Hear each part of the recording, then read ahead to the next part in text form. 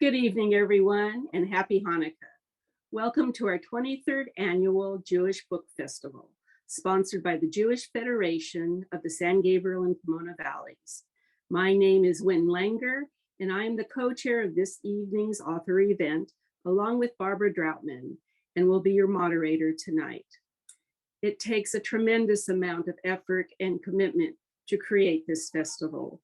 Before we start our program, I'd like to take a few moments to acknowledge and thank all the people involved. Thank you to our hardworking committee members, our advanced readers, the Federation staff, and especially our coordinator, Kim Banaji, the Jewish Book Council in New York, from which we choose our authors, our behind-the-scenes tech wizard, Jake Tavel, and our literary circle members whose financial support make this entire festival possible. Thank you so much. Tonight's program will be a moderated conversation. I'll start by asking our guests some questions to learn more about his book. If you have any questions, please use the Q&A tab at the bottom of your screen to type them in at any time. And now it is my pleasure to introduce tonight's author, Jonathan Santlofer. Jonathan is an author and artist. His newest novel was a People's Choice Best Book for summer 2021. An interesting fact is that The Last Mona Lisa came out almost exactly 110 years to the date after the Mona Lisa was stolen from the Louvre. Is that a coincidence? Jonathan is the recipient of 2 NEA grants, has been a visiting artist at the American Academy in Rome, the Vermont Studio Center, and serves on the board of Yaddo, one of the oldest arts communities in the US, where he is right now. He was the creator and director of the Center for Fiction's Crime Fictions Academy, the only program devoted exclusively to crime writing. Jonathan is also a well-known artist. His works have been shown in more than 200 exhibitions worldwide. And he and his works have been profiled in the New York Times, Publishers Weekly, Newsday, USA Today, Entertainment Weekly, and he has been the subject of a Sunday New York Times Magazine Questions for column. He lives in New York City, where he writes and paints, and is currently at work on a new novel. Jonathan, welcome. Yeah, we are excited to have you here with us tonight. Thank you, and thanks for all those lovely things you said. And a big thank you to the Jewish Book Festival. You know, it's just been a tremendous pleasure to do all of these virtual events. I wish I were at these places, you know. As you just said, I am in residence at Yaddo. And for those people just very quickly who don't know what that is, it is one of the oldest arts colonies, residencies, communities in the United States, about 200 years old. And to give you an idea, almost any of the people in the arts you've heard of have been here. James Baldwin, Leonard Bernstein, Philip Roth. I am currently in Sylvia Plath's room, which is either great luck or maybe not such great luck, but it's an amazing place. So thank you, Wynn, and thank you all for having me here. Oh, great. So let's talk about your book, which has a great plot, is a romantic thriller, and takes place over 2 timelines. Can you tell us about your research and then what inspired you to write this story? Sure. As you said in the introduction, so the Mona Lisa was stolen, which is a true fact, true story. Mona Lisa was stolen from the Louvre Museum in 1911. And I heard about that probably, I don't know, I didn't know about it. And then I read about it probably about 15 years ago, and it stayed with me. And I started looking into it. To be perfectly honest, when I started this book 11 years ago, and I had an idea about it, and then I kind of put it aside, and then I took it out again, and then I put it aside.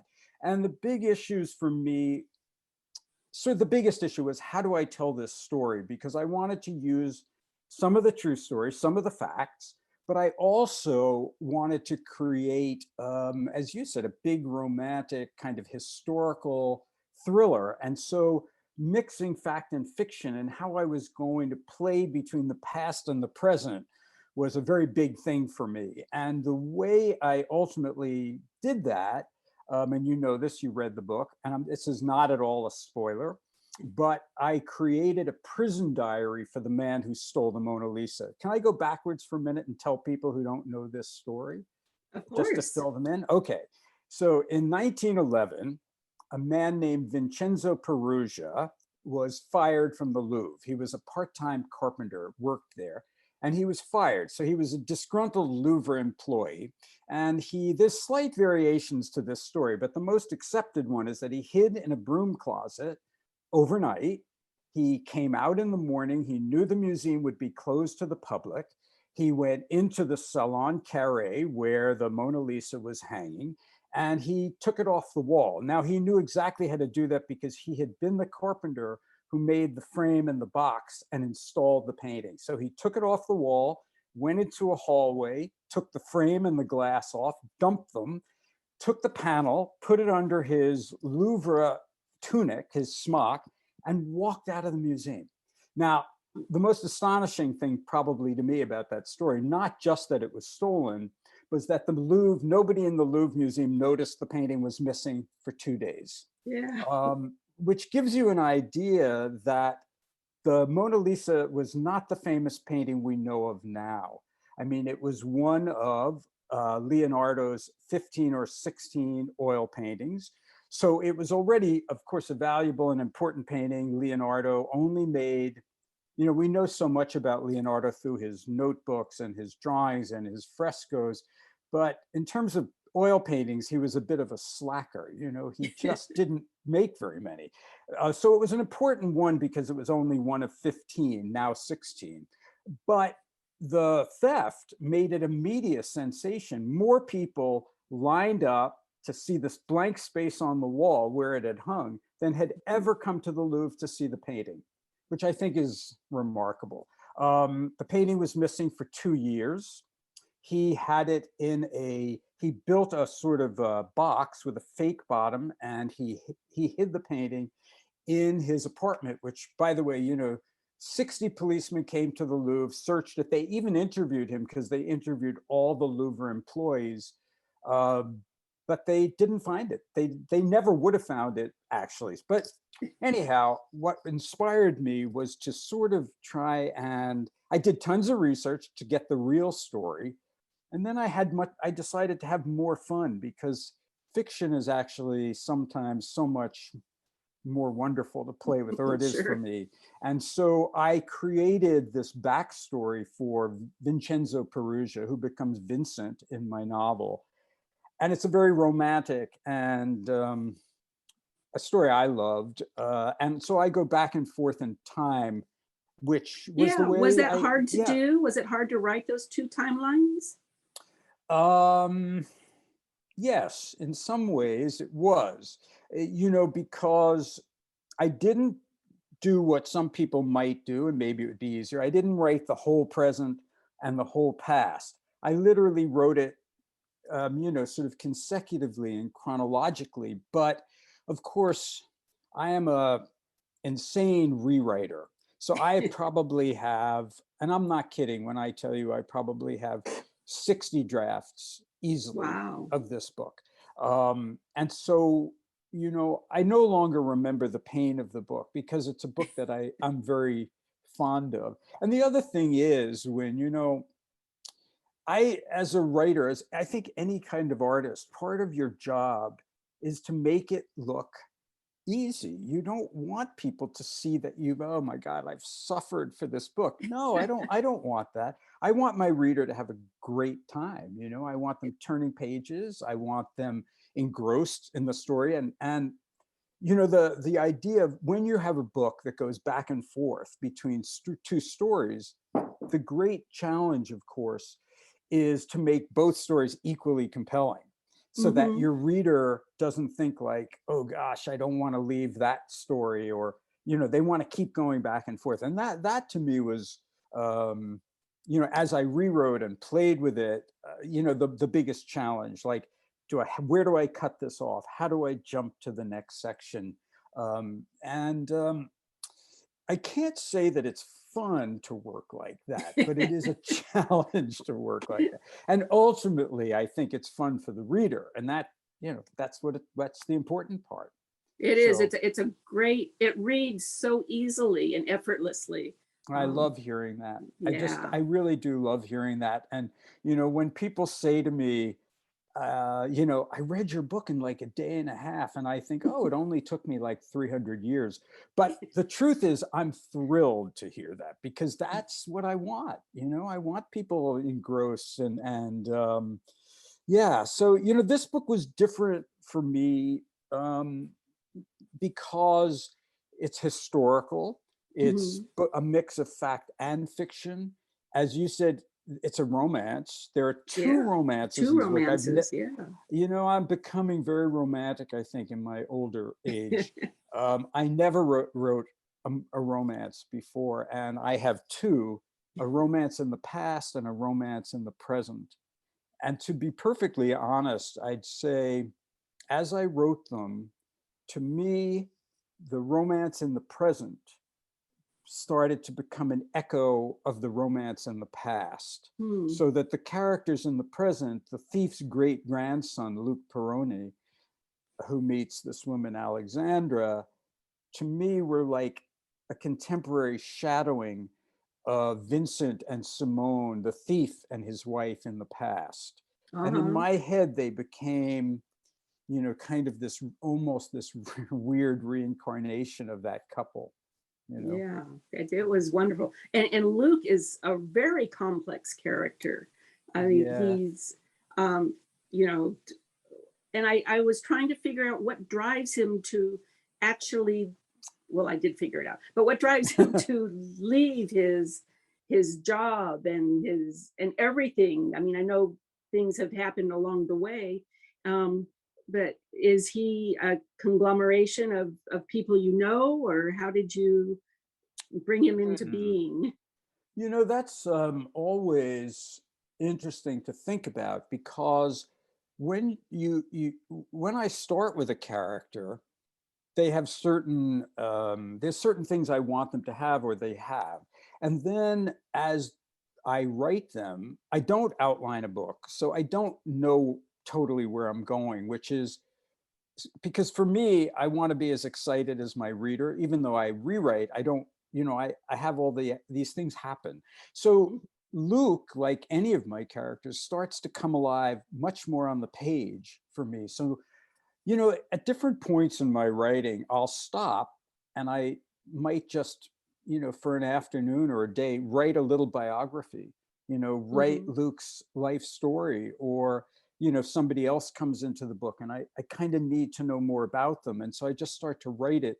But, it's very odd because when you're writing, you're alone, you're in your head, and you're writing these people's conversations and what they're doing, and they come to life for you. Sometimes they do things I know it sounds ridiculous, and you hear writers say this, but they do start, doing things that you didn't expect them to do. I have heard that. Yeah. Because what's happened is you've made them separate people. I mean, people will say to me, people who know me, friends of mine will say, oh, I heard your voice in Luke. And then other people will say, well, are you Luke? And, I point out to them that, number one, Luke is 36 years old. So that's a stretch for me. He's also, you can't see because I'm sitting down, that I am a smaller man, and Luke is like 6 feet something. And he also has as you said, he's had a rough past, and he is a problematic character. I'm very interested in characters who are not perfect, so really, I don't think Luke is at all, I'm not at all like that character. I would never, by the way, jump out of my life like that. He does it, he's kind of at a moment, he's an artist. He wants to be an artist. He's teaching, but nothing's quite working for him. His relationships are not good. He's had a problematic teenage year. He's been, and I think he's been obsessed with his great grandfather forever, Yeah. and suddenly there's this email that his great grandfather's prison diary has been discovered, and he just bolts. He wants to see it. It's in Yeah. Florence, and he goes there. By the way, I should say I did everything that Luke did. I mean, I went and I hung, I did research in the Laurentian library, and when you said my research, the great part of my research, of course, was going to the places. I mean, I went to Florence and I rented an apartment in Piazza di Madonna, which is where Luke is. So in the same place. So I lived there for like a month, and I traced every one of my characters' roots. So every one of those places. And I wrote it all before I did that. I had been to Florence, but then I went there, and I don't know, I came back, I rewrote the whole book, because after living there and smelling it and meeting people, and I mean, Florence comes alive, and I almost think that the library and the prison are characters in the book. Oh, can I tell you this? Thank you. I love that. I have to tell you about the prison. Okay. So my friend, I have a friend in New York, a very good friend, Judd Tully, and he is like sort of the major art auction person around the world. So he knows everybody everywhere in the art world. So he said, when you go to Florence, I want you to look up my friend Lorenzo Pezzottini. He's a Florentine. He's an artist. So I did. I called him, and he immediately came to have a drink with me, like many Italians would do. And he said, I'm sorry you weren't here a few weeks ago, because I had an exhibition at Lumerate. And I said, wait a minute, Lumerate, isn't that a prison? And he said, well, he said, this little contemporary art foundation they have a space in the old prison, but the old prison's closed. It's a monument. And I said to him, I've got to get in there. And he called the director of this arts place. And the next day I got into the prison, and it was amazing. This prison. So I had this guy, Stefano, it's a young Italian guy, and who did not speak English. And my Italian is really rough, but these chains come off and these bolts, and I'm walking up stone staircases and walking down the hall, looking into all these cells from the 15th century, the 16th century, up till it was closed in, I think, 1980. It was on for a long time. Anyhow, I had Stefano lock me in a cell, which was a little scary, I have to say. But I never planned on that. And then I walked this stone cell, 6 feet one way, 9 feet the other. There was graffiti on the wall from different centuries. And then I used that in the book, but I had never anticipated that would happen. I didn't know Lumerate existed. So, I'm so happy when you say that prison scene, because these are the accidents of what happens when you do research. And so I was able to then imagine what it was like. The thief, I should point out to everyone. So Vincenzo Peruggia, tried to ransom the painting back to the Uffizi. He wanted to get it back to Italy. And of course, he was arrested, tried, and he went to prison. And this is where he went to prison, in Florence. I give him a rather different backstory in the book, a much more romantic reason for stealing the painting. But anyhow, yeah, so the accidents of traveling somewhere and meeting someone and suddenly being able to have yourself locked in a prison cell, just like your character was 100 years ago, is amazing. It's amazing. I mean, I don't recommend everyone be locked in a prison cell, but it was pretty astonishing, to do that. So yeah, there's something that I wanted to ask you about, and because you say that you are an art what's replicator. Can you tell us what that is? Because that kind of works into the book too. Yeah, it does. There's many reasons why this story attracted me. The art angle, um, the forgery, all of that stuff, and I started, I was going to say I started my life as an artist, but that would be a stretch. But I went to art school and I went to graduate art schools as a painter, and I was a serious painter for a long time. And then I lost 10 years of work that had been collected from museums and collectors and in a fire, and it changed my Oh, life. And but what happened was I started writing, but I also started making copies of paintings, and it ended up being my sort of side gig that hmm. I make copies for art collectors. So, for example, if you wanted, I don't know what, a Rothko, I would make a Rothko for you. This past year when I was home, I made a 5 foot by 15 foot long mural that was a copy of a Frederick Frieseke painting, American Impressionist from 1905, that had been in the Wow. Shelburne Hotel in Atlantic City. And it now lives on Park Avenue in a collector's home. And he wanted that painting. Sometimes people donate a painting to a museum and they want a copy made so they still have it, and they call me.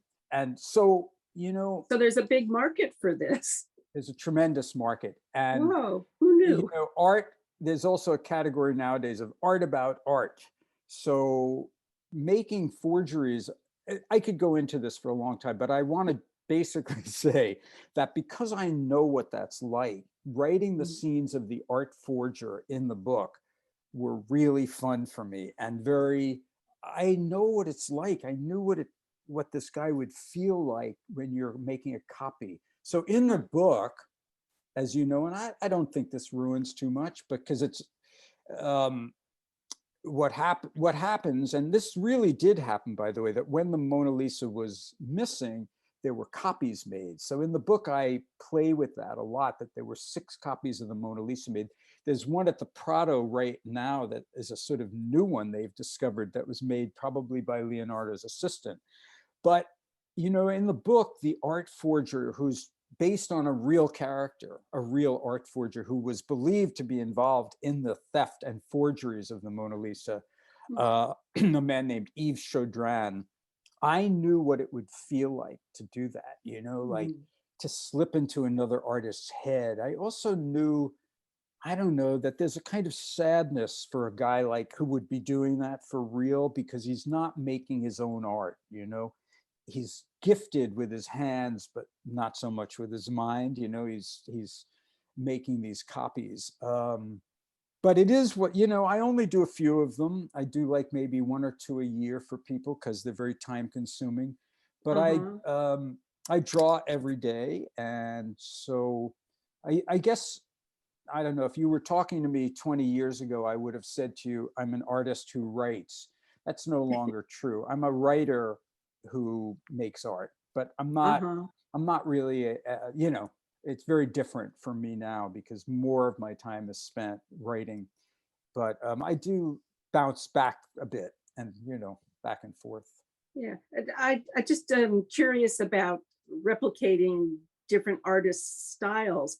Can Yeah. you do, a Peter Max or a Chagall or a Well, I Rothko, wouldn't or do a are you Peter. comfortable with a I would look. particular? Here's the fun part for me is that I choose what I want to do. My instinct, I don't want to insult Peter Max, but I would have no interest in making a Peter Mhm. Max copy. They already look like copies to me.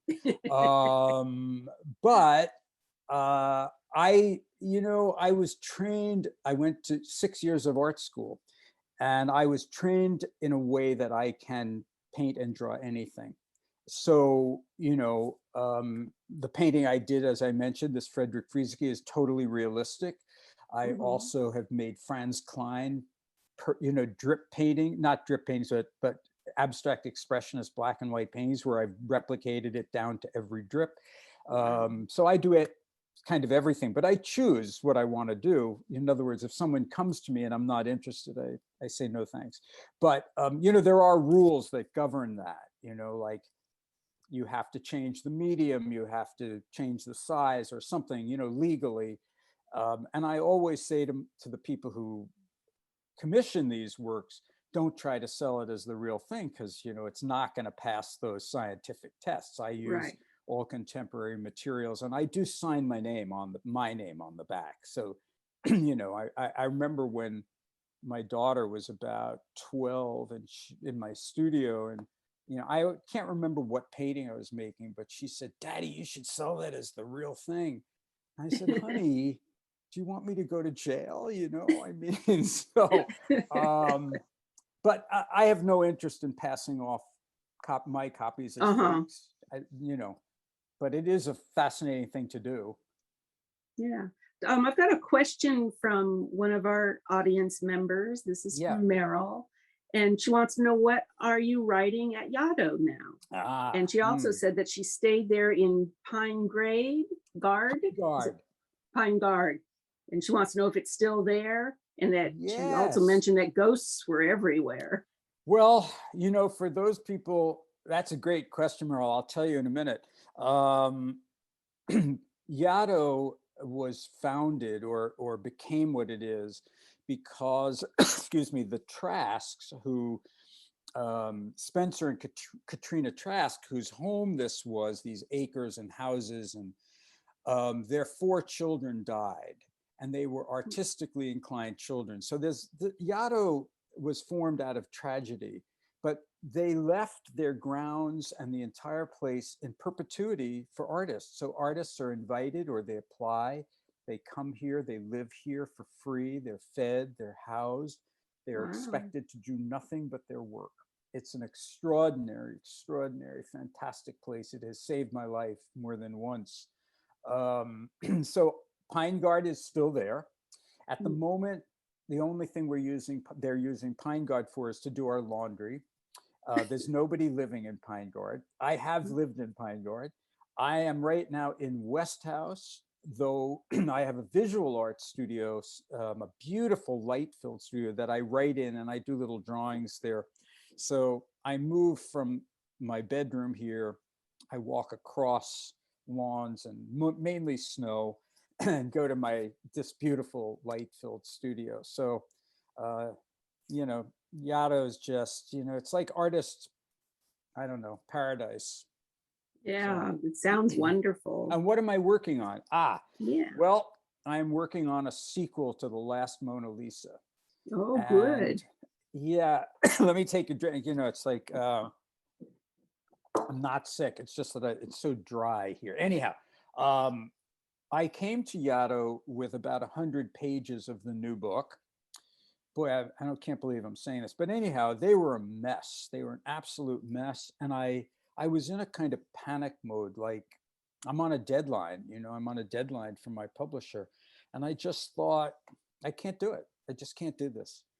And I got here and I went back to page 1, and it's kind of wonderful. I mean, so every day I go to this beautiful studio and I work on this book, and it's just been growing and flourishing, and I feel hopeful about it now. It's also a book that goes back and forth in time, very different than The Last Mona Lisa. But I'll say this: the backstory was also have a true character, a true figure from a period in the 1940s, who was a Hollywood portrait painter and art forger. And so my research is all 1940s Hollywood. So, I mean, this guy was best friends with John Barrymore, Errol Flynn. He painted Greta Garbo, Harpo Mar. So the research is almost. So you're going to be coming to LA? I certainly will, because I have to look at a lot of those things again. Yeah. That's great. When you talk about the theft of the Mona Lisa, it also brings up the Isabella Gardner Museum theft. And that's a really it's just awful heartbreaking story to see the frames on the walls. Well, there's a Netflix like 4-part series on the Gardner theft, which I think is a little too long, but the Gardner theft is really tragic because the thieves, as you just said, cut the paintings out of the frames, which Yeah. is brutal. I mean, if you do that to an old painting, if you cut it out of its frame and you roll it up, you've pretty much assured that you're going to ruin the painting. Those paintings have never been found. No, I know. And if when, by the way, think about it, don't, if you were to like they stole some really, like for example, the only seascape ever painted by Rembrandt was one of the Gardner paintings that was stolen. Um, so what are you going to do with a painting like that? You can't sell it. But famous stolen artworks are used for barter or collateral around the world, international currency. It's really awful, awful stuff. Huh. Very, it's so, to me, awful because, what is art? It's this beautiful gift to the world. And then these people, Exactly. these people take it and use it for the worst possible reasons. Yeah, and your collector in your book is just a Yeah, horrible man. he's a pretty bad guy. I Yeah. tried to use things that really go on, and there are what is known as, like, the Gardner was what they call a commissioned theft, obviously. So these thieves were sent in to steal certain paintings. And has been known. I talked to a great FBI guy who was really helpful to me Mm. about how people hire people to steal paintings for them, private collectors, and then they hide them away so no one Yeah. can ever see them. Yeah, it was fun basing a character on somebody who was so incredibly selfish and awful. I mean, it's fun to write the bad characters, I have to say. Really fun. I'm sure it is. Yeah. Debbie wanted to know um, what happened with the ghosts Mm. back at Yaddo. Well, I'm sure they're still here. Oh, Yeah, I have not.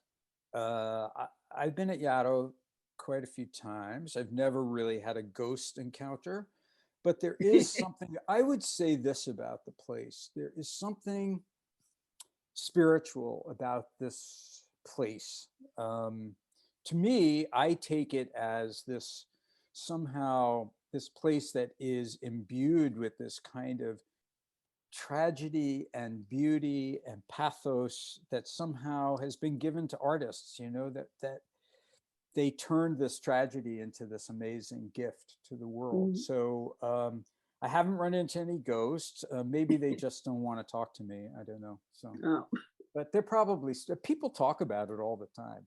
uh-huh. Yeah. Oh, well, Yeah. maybe they'll talk to you soon.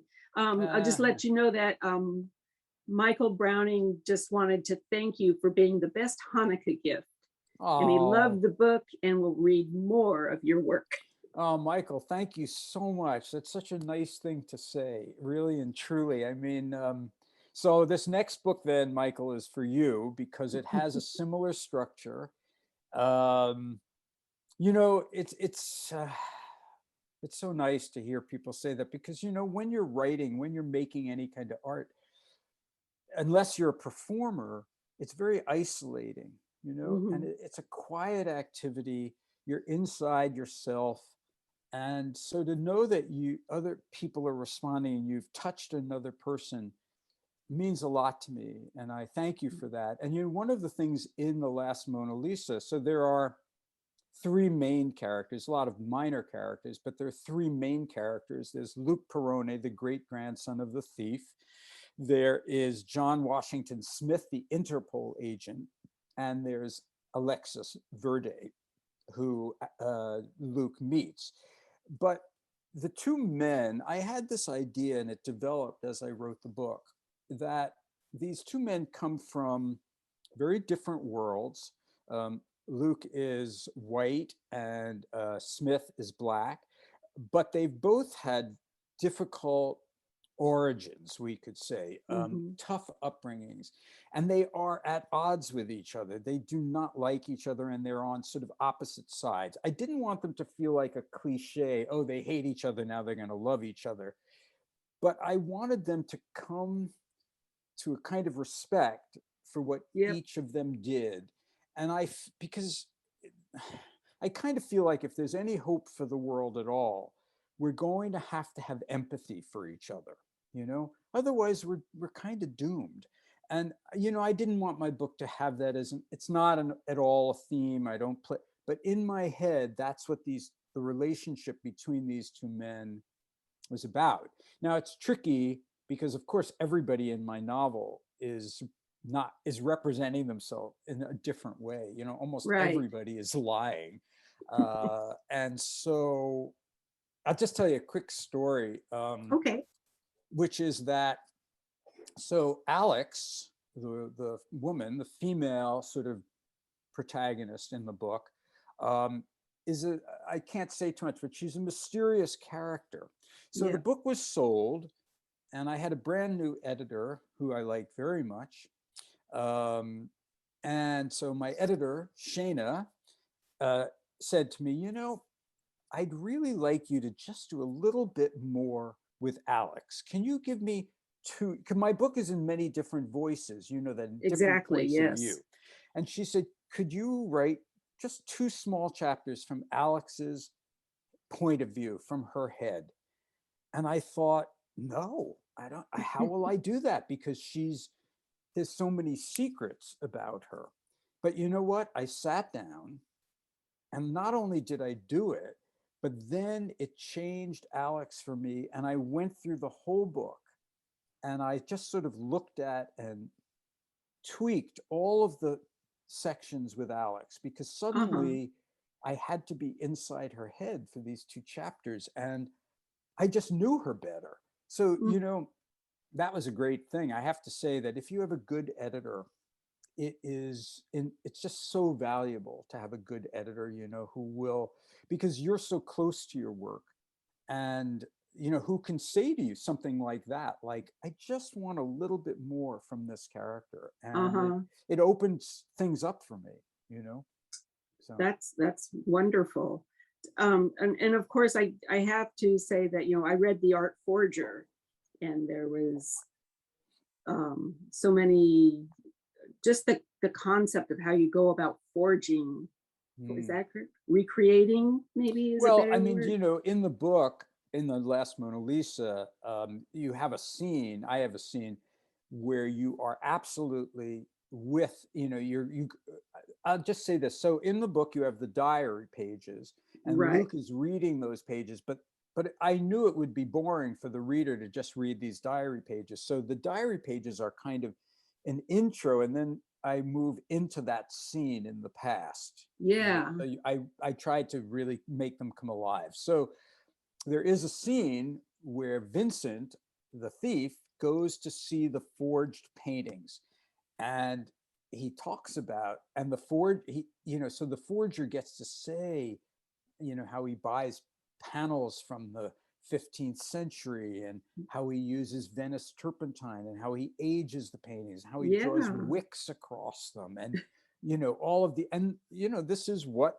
there's a great Beltracchi, if you look for it on Netflix, who's one of the most famous art forgers of our time, Uh-huh. who he would bake his paintings in ovens. He would do, I mean, they do all these remarkable terrible things. See, and I won't do any of that for my Yeah. collectors. They just get the painting. They're not getting Right. something they can pass off as a fake. So yeah, art forgery is pretty, you know re, it's a pretty fascinating, crazy thing. You should all watch, if you're interested, watch Made You Look, a true story about fake art. It's about the Oh, that sounds Nodler. fascinating. It's a true story about the Nodler Gallery in New York, which is no longer. It was destroyed by a scandal about forgeries, and it's really interesting. And I knew Mm, most of the people involved, so it was really interesting for me to watch that. Um, that's wonderful. Um, I mean, think. You have a I thought I question had or? one more. Hmm. Hmm. I was, because you said that you had the idea, or you started writing the Mona Lisa like 11 years ago, Well, or had kind of, the yeah. idea. And you've already talked about how much it's changed, but are there any scenes or anything, anywhere you wanted it to go that you just had to cut out? Oh, Or, yeah, yeah, of course. The book, if you're the kind of writer that I am, which is, I guess, a kind of organic mess of a writer, yeah, I mean, a lot of it, like a film, ends up on the cutting room floor. mhm, The interesting thing about that, of course, is I have all these files on my computer that have earlier versions of the book. right. But of course, I'm never going to do anything with them, because why would I do that? But periodically, like right now, I'm, in this new book I'm writing, I'm saving every version, and sometimes I think, oh, wait a minute, I know I wrote something about this in an earlier version. I go back and I find it, and sometimes I'll use it and sometimes I don't. Uh-huh. But a book, for me anyhow, is kind of a living thing. It's not, at a certain point, you let it go, of course, and it goes out into the world like a painting, like, I don't know, an Sure. orchestral piece. You have to finish it. And that's a good thing, because otherwise I probably would not finish anything, so, but, I can't tell you what specifically changed. I'm always working to make it better, simpler. Um, it's like, I always tell this story, but when I got out of graduate painting school, my mother said to me, okay, now you know everything about art, which I don't and never did. She said, I want you to take me to art galleries and show me around. So, this was a long time ago, like in the, I don't know, late 70s. Mhm. And so went to Soho, which was at that moment, still a big thing. And we went to galleries. And I remember coming into this Robert Ryman show, all white paintings, variations that he did. I think very beautiful paintings. And my mother was just like, I, what's the deal here? But also she was like, these paintings look so easy. So then I was showing her how he builds up this kind of brushwork and and I said, here's the thing, Mom. When you go to the ballet, do you want to see the ballerinas sweat? No, you want to see this finished thing that's beautiful and just does its own thing. So Effortless. exactly, that's it. And so sometimes, not while I'm writing, but later as I'm editing, I try and take out mm, that stuff that stops you. Elmore Leonard, who I loved, and I was, I think, the last person who interviewed him at the Center for Fiction in New York. I had this interview series, and he wrote these rules about writing that are really funny and really great. Um, but I think one of his rules is to take out the boring parts. So, you know, I do my best, although sometimes, everybody knows this, like a writer falls in love with something and it's just not, your editor says, you got to take this out. And Yeah. they're usually right. They're usually right. Yeah. Editors are worth their weight in gold. They can Yes. really, And, one is very fortunate if you get a great editor, because nowadays that's a kind of dying art a little bit, mhm. because there's only 5 big publishing houses, blah, blah, blah. But, in the last Mona Lisa, I will say, as I worked, I knew I was kind of creating more than one story. So the present story, the contemporary story, which is Luke and what happens. See, I didn't think about this consciously as I rewrote, but I wanted that to be really suspenseful. And one of the things that I love about suspense and making suspense is that you give the reader more information than the character has. So Mhm. Luke doesn't know how much danger he's in, but the reader Mhm. knows. And so they're worried the whole time, like, no, don't do No, that. what's going to happen to him? Yeah, yeah. And it's like that great Hitchcock thing. I was a big Hitchcock fan. I still am, because Mhm. he storyboarded everything. There's great interviews with him. But he would talk about, if you have two characters and they're sitting at a table, and they're just chatting and it's really dull, it's not interesting, but the viewer knows that there's a bomb under the table. Suddenly, everything about that scene is electric, and exciting and scary. And so for me, it's like, as I was moving through that book, I make my reader a little smarter than the character, so they know what's happening. Luke doesn't know. Luke, it takes him a while to figure out that he's not the only person looking for this diary, which Mhm. has a secret in it. And that he has stepped into a mess, and a really dangerous mess, So, and that was, Yeah. I had to keep a couple of threads going, between how the past informs the present, how the present, this and that, how you create suspense, how you keep a book moving, hopefully. Yeah. Yeah. Well, I think we've got time for one more question. And if there's nothing left in the chat, I'm going to throw it open to you, Jonathan. Yeah. What haven't you been asked that you would wish someone would ask you? What have I not been asked? You know, I guess I feel as if the thing, well, I have not been asked really about my process in terms of, just writing and what I think about writing. Oh, I mean, I told you about rewriting, but right. Yeah. I think for me, and it's so odd when I think about it. I labor over every single word in my book. I rewrite every sentence. I cut every sentence down. Uh-huh. I teach writing, or I did for many years, and I would say to my students, for example, and this sounds very boring, but I would say, there's a reason for grammar, and the reason is because that is what makes your language work. If you Mm-hmm. want to slow people down with a comma, if you want them to really see something, you can have a colon and then a statement after it. It means, like, pay attention to this, look at this, this is important information. So I am kind of, I don't know. I mean, I think I also believe in breaking all the rules, even though I love that stuff. For example, you're not supposed to change voices or tenses, theoretically. And as you know, and I've been doing this in all my books, but I always do this. I change points of view. I change the present to, suddenly you're in the past, you're in the present, this person's speaking, that person. I don't think, I hope that's not difficult for the reader. I think it's exciting for the reader. And I also No, think, it wasn't difficult for me at all. It just really read so, oh, it's some sort of alchemy happens. And, I was huh, able to hear each distinct voice and didn't get them confused. I knew who was who.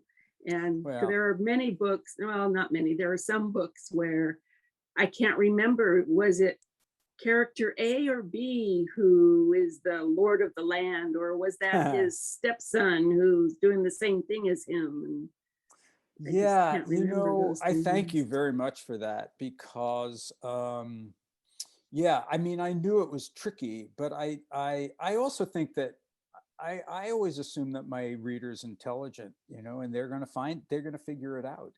It's Yeah. funny because up here, I brought my Kindle because I didn't want to carry a bazillion books, and I'm reading a book and I can't, it's so hard to flip back. So it's really distressing to me because I'm reading a book where I can't keep any of the characters straight. And I think, Yes, me, or is this the book, but I do it's the think book. that It's the book.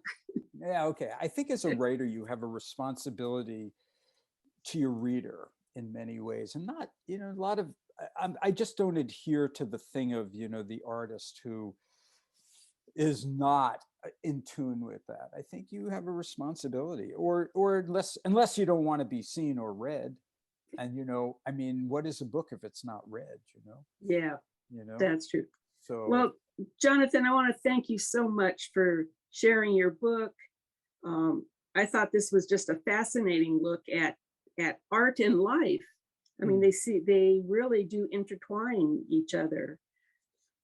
Yeah, well, it was a book I loved, that I love still, which is something. And I do want to say to people that, not to push my book, but to buy the book through the Jewish Book Festival, because you can help the Jewish Book Festival that way, rather than going to that big unnamed giant.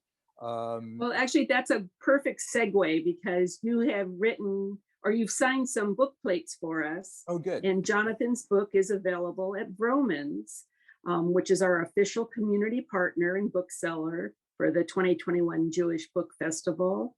So you can order the book via a link that we sent you for your Zoom invite, or from the Federation's website, or you could go directly to Vroman's. That would be great.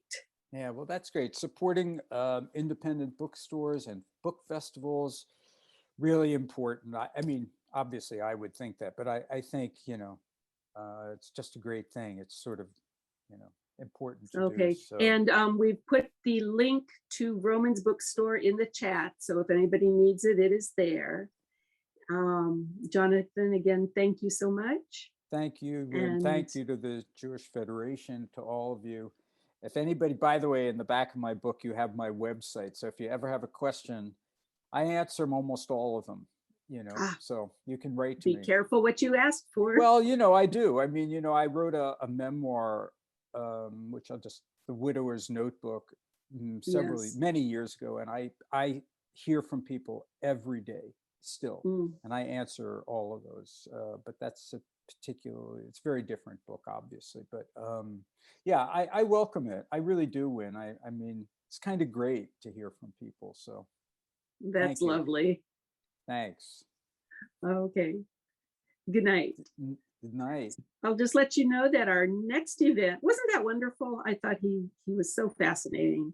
Our next event is a week from tonight, Tuesday, December 7th at 7 p.m. And that's when Daniel Sokach will join us in person at PJTC and also on Zoom. It will be a hybrid event. And he is going to talk about his book, Can We Talk About Israel?